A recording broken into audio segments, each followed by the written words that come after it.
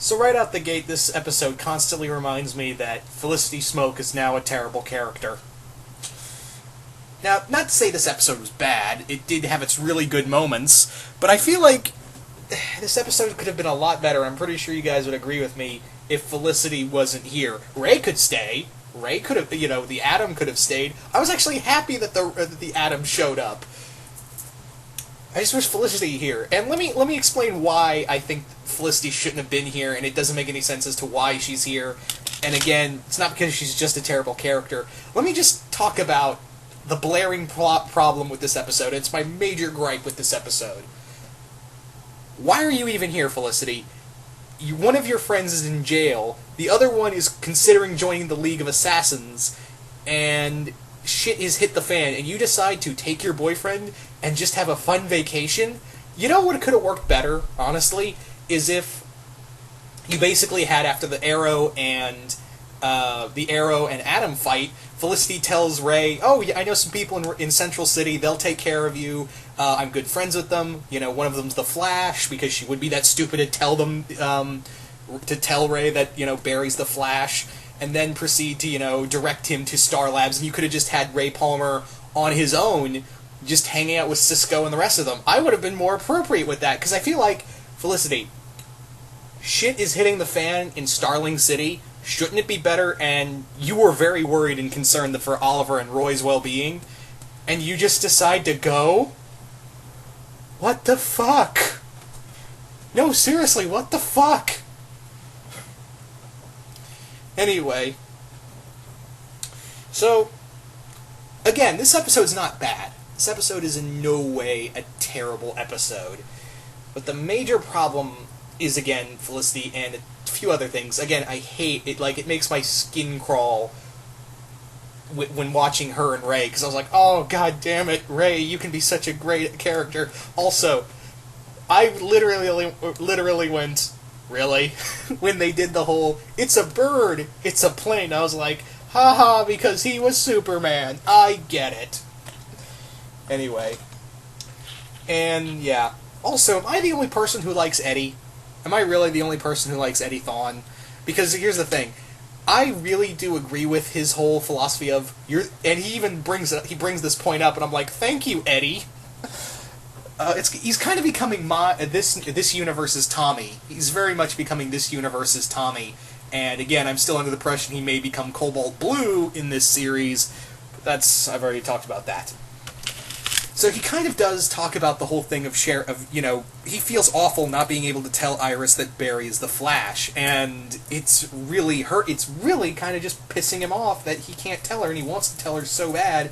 And he even makes the point of, you've told nearly goddamn everyone but Iris, and secrets hurt people. And I was like, thank you, Eddie. Why not just tell her? You've told everybody else but her, and yeah. It's really kind of pissing, it's kind of destroying his relationship, and you're making him feel terrible for it. Seriously. Oy. Yeah. Yeah. Anyway. So, it is kind of bad, because Eddie wants to do the right thing by Iris, and again, we know that Barry and Iris are going to get together in the future, but really, you feel bad for him. You really do feel bad for... At least I do. Because he is trying to do the right thing. He is literally trying to do the right thing by Iris, and again, Joe. And he accidentally... I love that moment where he's like, we haven't had sex in 2 weeks, and I shouldn't have told you that. It kind of made me laugh. It's like, yeah, we haven't had sex in 2 weeks. Shit! Anyway, also, can I just ask a question? Can I just ask this question to all my female viewers? And please do not take this the wrong... This is just an idiot question from an idiot guy. But why is it that every time in TV, and maybe you girls can explain, and guys too, why is it in every television show with female characters, do the female characters jump to the conclusion when their love interest or boyfriend or husband in that show is being withdrawn and whatnot, they're cheating on them? Why is that? The reason why I'm asking the female viewers first and foremost is because you're obviously real female. You're actually real people, not characters in a show. So maybe you can explain this better than the male viewers can. So please, I'm very inclined to, maybe you can explain as to why I also want to know how that makes you feel as well. I'm also curious to know, how does that make you feel that, it's kind of putting that stereotype whenever your lover is being, withdrawn and stuff like that. People are instantly going to say, oh, he's cheating on you. Why? I don't know. I feel bad for you guys. I really do. Because that's the stereotype right there when, oh, I'm being withdrawn and whatnot, and she must be thinking I'm cheating on her. Oh, God, I just hate that stereotype, too. I really do. So I just wanted to ask, how do you guys feel about that more so? Anyway, so, speaking of female characters, let's go on to Emily Kinney, I think that's her name, the actress who recently got killed off in Walking Dead, and now playing the Bug-Eyed Bandit. One, why couldn't we just made her Queen Bee? Seriously, she's using bee characters, she calls herself a Queen Bee, but he's like, nah, she's the Bug-Eyed Bandit. That would have been a great way to build up to Hive again.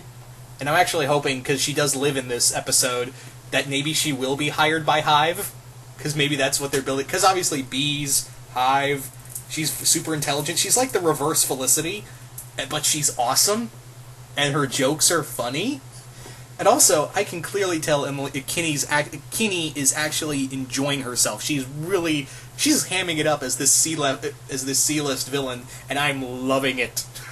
Because she's clearly loving it. She's like, because we all know her character from, we remember her character from Walking Dead, and she was this very sullen, very, weak girl who had to go through this entire character arc to become stronger in this apocalyptic world, only to eventually get her brains blown out. Yeah, but in here she's a complete opposite, and I like it when, actors get to be, they get to show their acting skills, because a lot of people are saying, oh, she's going to be some weak little girl, and not some, big threatening villain. She was a fucking threatening villain, but I feel like she was kind of wasted, because she's not really the main focus of the story. The main focus of the story is, oh, everyone's keeping secrets from Iris, lol. But no, when she shows up, when she's in the show, she's awesome. Because she's clearly having fun in this story, and I actually said out loud, I want you back. I want you back in this show. I want you to be a villain for the Flash and Arrow. I want you to be working for Hive. And I love that moment where she's clearly loving what she's doing, and she's clearly loved being a villain. So I can't take that away from her. Also, I kind of got a little giddy seeing, Ray in the armor fighting the robot bees, and I kind of had that joke of, oh, when's the robot dogs going to show up with the robot dogs that shoot the robot bees out of their mouths? Kudos if you caught that reference.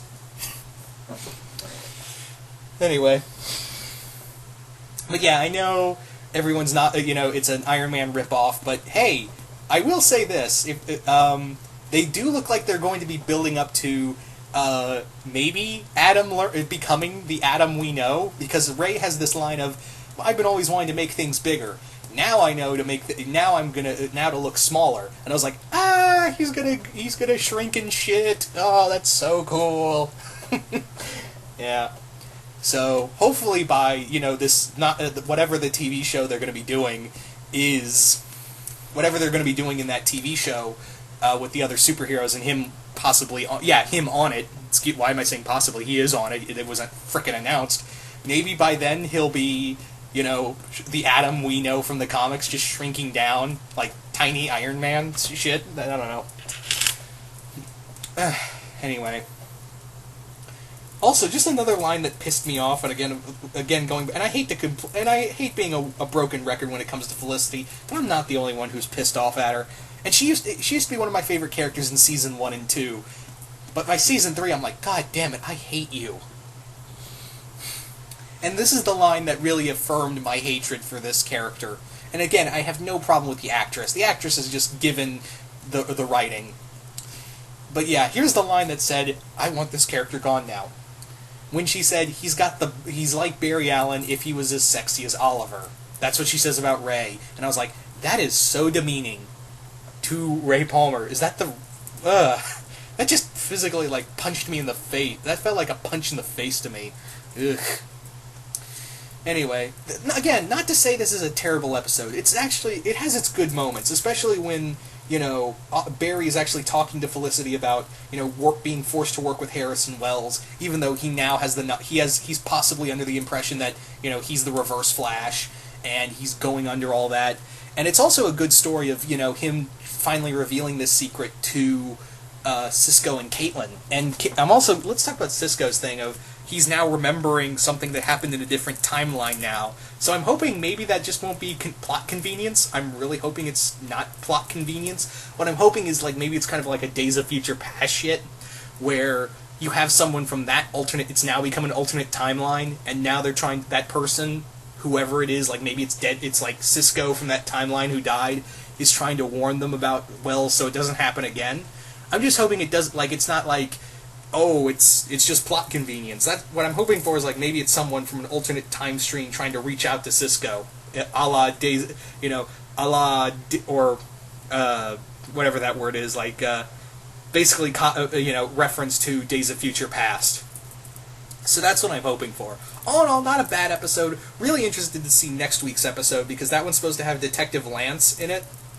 And I'm actually really excited to see Joe and Detective Lance team up, because that's an awesome buddy cop drama that's waiting to be written. So I cannot express how excited I am for that episode. It's also, I think that's also the episode where Laurel shows up as well in the series. So that'll be cool. They're doing a lot of team up stuff. I wonder why. But yeah. Anyway, so you guys tell me, what did you guys think of this episode? Did you guys like it? Hate it? Just comment below, let me know. Once again, hope you all enjoyed this, and I will see you guys later.